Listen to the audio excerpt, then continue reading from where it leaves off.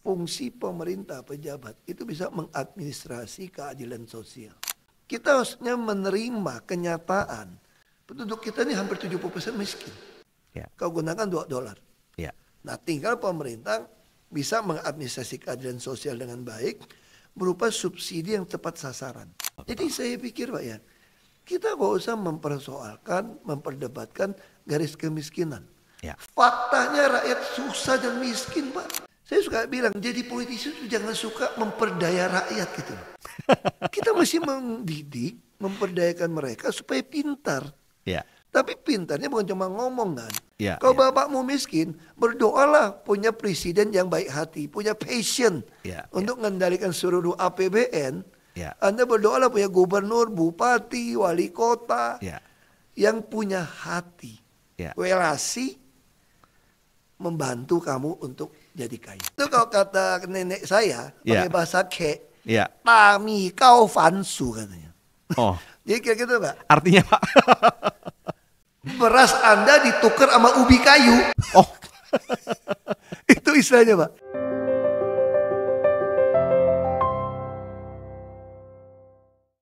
Halo Sobat Sip. Hari ini kita beruntung sekali karena kedatangan seorang narasumber yang sangat luar biasa dan sangat sulit untuk ditemuin. Beliau adalah seorang yang luar biasa. Beliau adalah seorang gubernur DKI Jakarta 2014-2017 dan komisaris utama Pertamina periode 2019-2024.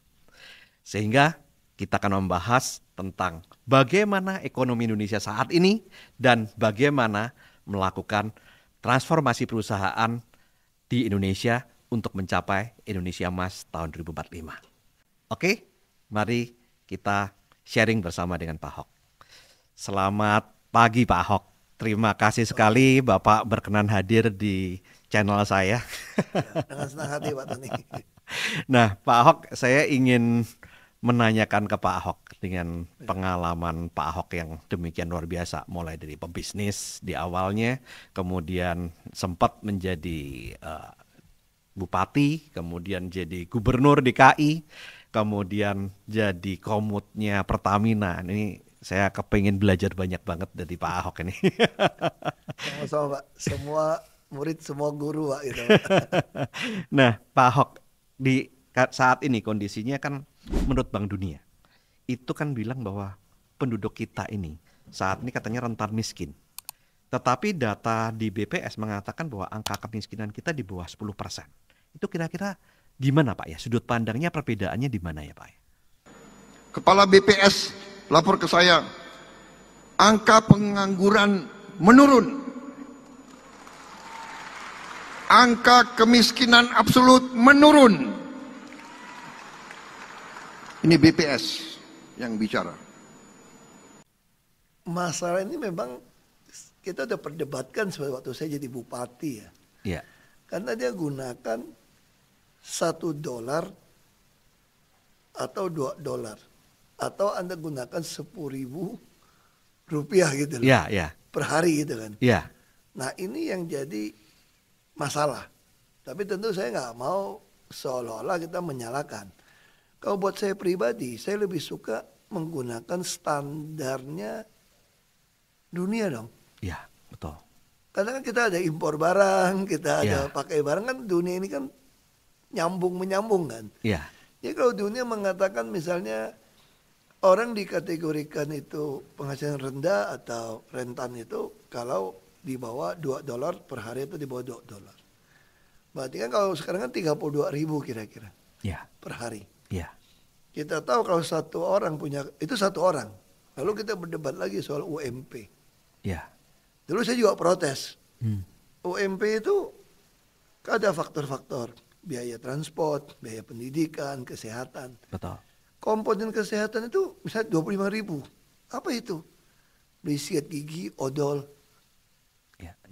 25.000 harusnya untuk beli BPJS mandiri dong misalnya gitu kan. Betul. Atau asuransi gitu kan. Nah lalu pendidikan sekian puluh ribu, dihitung beli majalah, beli koran waktu itu. Ini kan menurut saya tidak tepat. Jadi terjadi perbedaan menilai ini karena menggunakan elemen yang berbeda kita kan. Iya, iya. Nah, misalnya kita katakan, mau nggak orang digaji 32.000 sehari? Buat UMP yang tadi saya sampaikan per 25.000 transport sekian ratus ribu itu aja nggak cukup. Iya. Itu satu orang loh. Iya. Kalau orang punya pasangan yang tidak bekerja, punya anak, terus punya orang tua yang juga tidak punya bekerja. tidak punya pensiun kan, udah kerja pas-pasan. Iya. Nah di situ saya sampaikan kenapa saya putuskan usulan bapak saya almarhum bahwa saya lebih baik jadi pejabat. Iya. Karena komponen itulah kita nggak mungkin naikin gaji orang setinggi mungkin tanpa menyiapkan pendidikan skill. Betul. Orang nggak mau bayar juga kan. Iya. Persaingan orang bisa ganti robot, ganti apa, ganti rumah. Iya. Nah di sini fungsi pemerintah pejabat itu bisa mengadministrasi keadilan sosial. Iya. Iya. Bagaimana Anda mengimbangin sisi mana? Bisa contoh, transport nggak cukup, ya sudah Anda kasih bus gratis untuk orang yang gaji UMP misalnya gitu. Iya. Iya. Jadi kalau ditanya pendapat tentang itu, saya katakan itu bisa misleading. Misleading ya. Lebih baik kita menggunakan standar yang ditetapkan oleh dunia dong. Iya. Kalau $2 memang miskin. Kalau orang punya penghasilan 32.000 sehari, Sebulan sejuta Pak ya. gimana bisa? Iya, iya. Kamu iya. nggak bisa hidup. Betul. Apa di tengah kota besar gitu loh. Iya, iya. Jadi kalau dihitung orang bilang sekarang udah 60%, 70% itu miskin gitu. Iya. Iya memang. Iya. Ya di situ pemerintah fungsinya juga bukan bansos. Iya. Nah saya usul begini, ini saya tanggung jawab solusi yang pengalaman Iya, dari betul. pemerintah ya. Semua orang ini bukan barang baru kok, di luar negeri semua lakukan kok. Iya. Misalnya contoh, kita menghabiskan subsidi untuk orang yang miskin atau tidak mampu, dituliskan tabung gas lah, Iya. LPG, karena tadi nyinggung Pertamina kan. Iya. Itu ternyata 97% konsumsi LPG itu adalah yang 3 kilo. Pak di situ ditulis apa? Untuk orang miskin gitu loh. Ya, LPG melon Pak ya. Ya. Yang warna hijau. Berarti ada yang mindahin kan? Ya, ya. Karena di rumah kita pakai 12 kilo pun Betul. jangan yang melon. Ya. Pemerintah keluarkan uang 100-an triliun dianggarkan untuk seperti itu. Sementara juga impor, habisin devisa. Ya. Nah pertanyaan saya, kenapa nggak kembali ke zaman saya waktu kecil? Zaman Belanda dulu, mana Belanda nih. Dia punya PRTD besar, pembangkit listrik tenaga diesel yang besar. Orang itu cuma dibayar ampere. Toh ini jalan, dia nggak bagi untungan, dia untuk kerja tambang kan. Hasilnya apa? Dari kecil saya sudah ngerti tuh orang masak air pakai kompor listrik. Oh. Kenapa nggak mau pemerintah misalnya untuk orang yang tidak mampu, ya sudah subsidi listrik itu bukan di 450 watt, tapi di 1.300. Ya. Karena orang bisa masak air, masak mie, masak nasi dengan listrik. Loh. Betul, kalau 450 terlalu kecil. Nggak bisa. Iya, Nah, betul. 1.300, nanti orang menengah nikmatin. Iya. Orang menengah satu AC jatuh terus itu. Betul, minimal Ya, 3.600 ya. Itu yang saya lakukan waktu rumah sakit. Mungkin Pak Tony nggak tahu, yang membuat aturan pertama perjanjian dengan PT Askes masuk kelas 3 tidak bayar itu saya loh sebagai bupati. Seluruh Indonesia. Wow, proyek pertama Saya berarti pertama ya? bikin. Saya Luar ngotot biasa. yakinin PT Askes. Dulu kan pakai Askes Skin ya. Iya, iya betul. Ngotot. Saya bilang enggak, saya mau seluruh penduduk ditanggung asal punya KTP Belitung Timur. Dari mana Anda tahu miskin nggak miskin? Dari kelas 3. Karena orang kaya menengah nggak mau masuk kelas 3. Betul. 12 ranjang dulu satu tempat kamar mandi kan. Betul, tanpa AC. Nah jadi saya bilang kita harusnya menerima kenyataan penduduk kita ini hampir 70% miskin. Ya. Kau gunakan $2. Ya. Nah tinggal pemerintah bisa mengadministrasi keadilan sosial dengan baik berupa subsidi yang tepat sasaran. Ya. Misalnya dengan listrik, mungkin yang gas tuh udah nggak ada. Kalau ada gas ada, oke, kita masih ada pakai gas, orang suka pakai gas. Di pasaran tidak ada gas yang berbeda subsidi dan non subsidi. Kalau ada disparitas harga, Betul, pasti betul. fraud, Yes. Ya. pasti. Ya, Itu ya. udah nggak usah berdebat, ilmu ekonomi dari jutaan tahun ya begitu. Ya. Ya, Nah, ya. jadi artinya apa? Kenapa tidak semua adalah barang non subsidi sehingga banjir di pasaran? Kalau sekarang lagi melon habis, orang beli melon bisa kayak harga non subsidi loh. Ya, ya.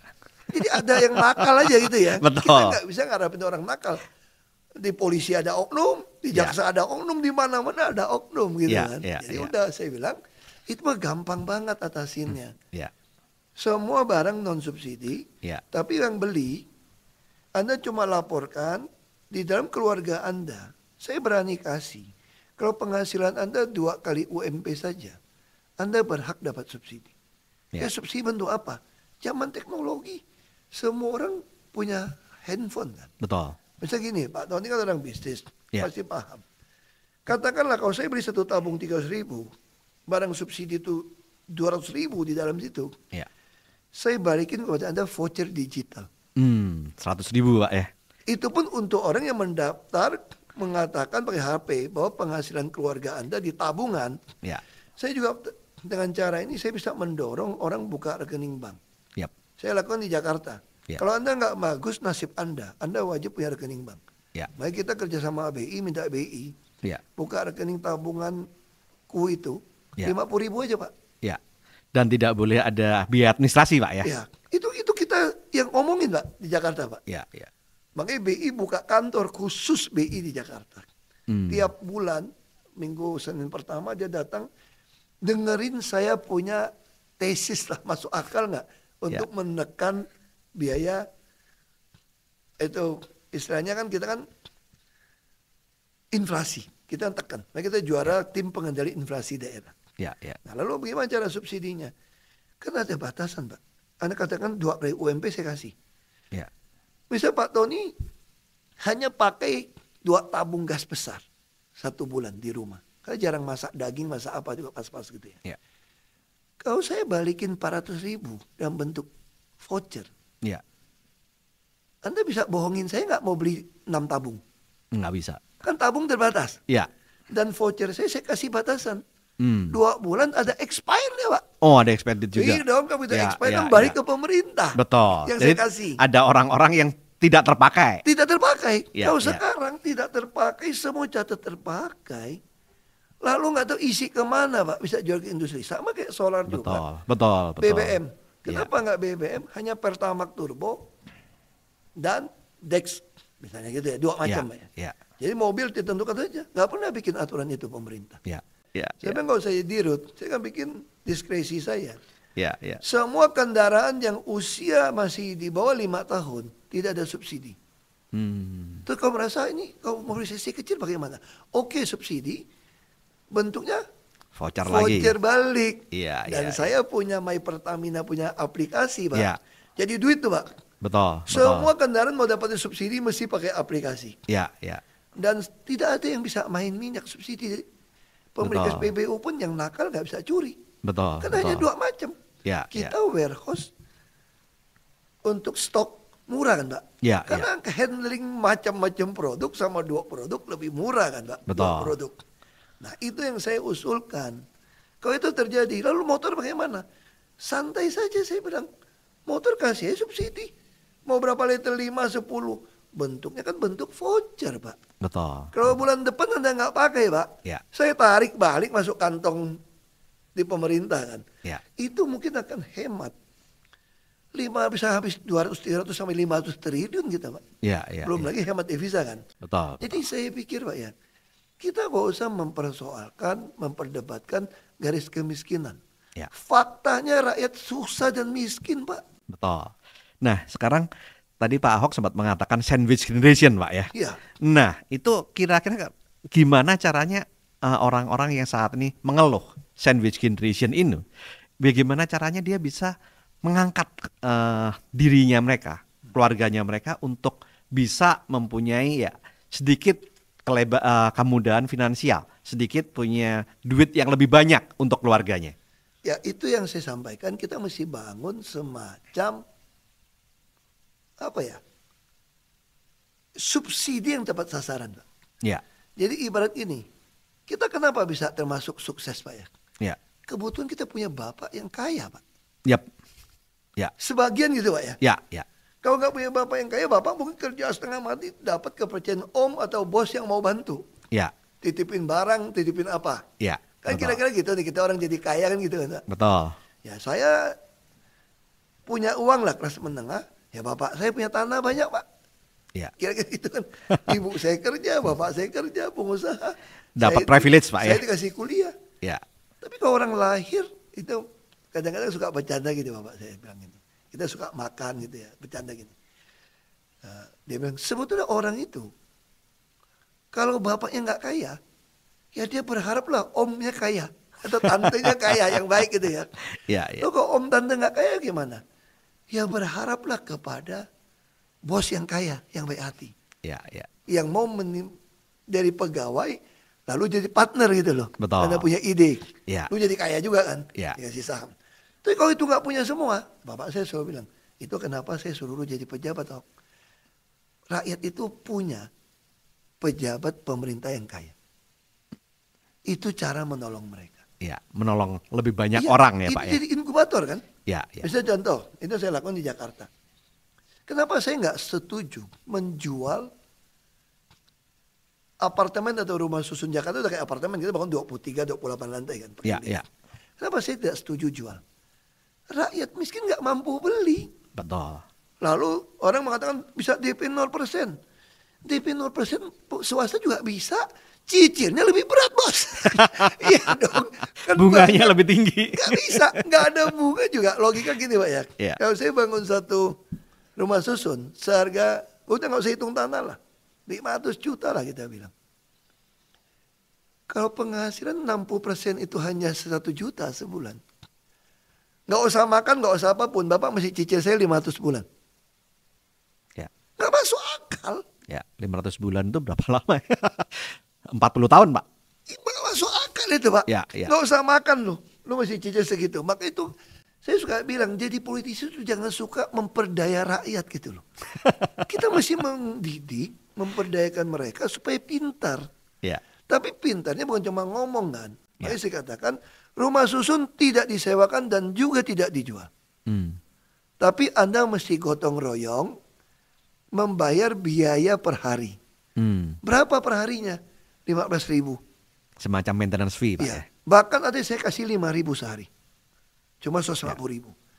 Nah misalnya contoh, kalau ada orang nggak mampu ya, Bapak kasih dia tinggal di apartemen Bapak. Apartemen Bapak kosong, takut rusak nih. Ya. Bapak bilang, kamu yang tinggal di apartemen saya ya, yang kecil apartemen yang murah lah, yang 1M, 2M lah, 1M aja lah, yang paling murah. Terus Bapak bilang, tapi nanti IPL, iuran pemberdayaan lingkungan, sama PBB-nya, listriknya, kamu yang bayar ya. Saya tanya Bapak, orang gaji UMP saja 5 juta, sanggup nggak bayar IPL apartemen? Ya berat Pak. Nggak sanggup. Berat. Makanya disitulah saya menawarkan ini inkubator. Ya, ya. Ini rumah susun, Anda boleh tinggal seumur hidup, hanya bayar 5.000 satu hari, Ya. kita taruh 5 runda. Ya. Furnish saya isikan, lalu anak Anda sekolah saya kasih KJP, Ya. 200.000 sampai 600.000, saya kasih bus gratis, saya kasih dokter nungguin di Marunda itu di komplek rumah susun, termasuk Endan Mogot, semua komplek yang saya bangun lah, Ya. rumah ibadah semua, internet semua saya sediain, Ya. dan saya cariin kerja untuk UMP Ya, di ya. kawasan Marunda, kawasan industri berikat. Ya.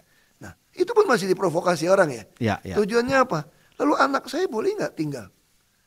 Anakmu boleh kalau kamu sudah meninggal. Kalau anakmu juga belum berhasil. Karena logika saya itu anaknya bisa berhasil karena saya kasih pendidikan KJP, Ya. lalu kita kasih kuliah juga yang bagus.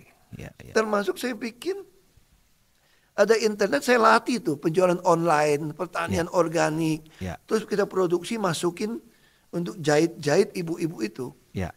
Ya Bapak bayangin Pak ya, kalau Bapak bikin satu pabrik, satu gedung 23 lantai atau 5 lantai, Ya. berapa duit Pak? Gede Pak. Nanti saya jadiin rusun saya itu seperti di Hong Kong Pak. Oh. Mereka mengerjakan industri rumah tangga. Ya. Jahit, serbet, karpet segala macam, itu kita kirim mesin Pak. Lalu orang yang masukin mesin itu untung dong, dia nggak Ya, perlu ya, gedung kan. ya, ya. Listrik kan udah kita subsidi tanggung Ya, nih. ya. Dia jahit, dia beli dari ibu-ibu itu lalu dia jual. Ini untuk membuat orang tuh kehidupan lebih baik. Ya, ya, ya. Kalau cucu saya boleh nggak? Saya bilang cucumu urusan anakmu, bukan urusan kamu.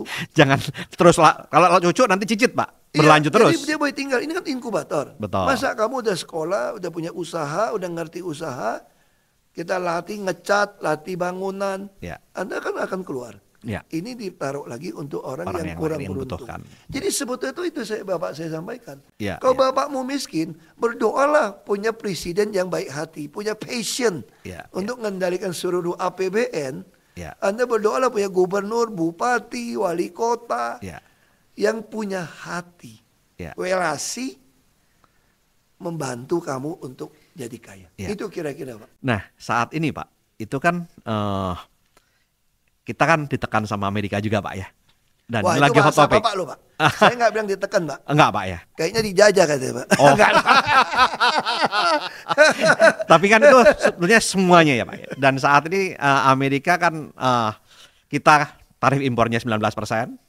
Tapi mereka minta 0% Pak di sini. Itu gimana Itu Pak? kalau kata nenek saya Ya. pakai bahasa Ke, Ya. tami kau fansu katanya.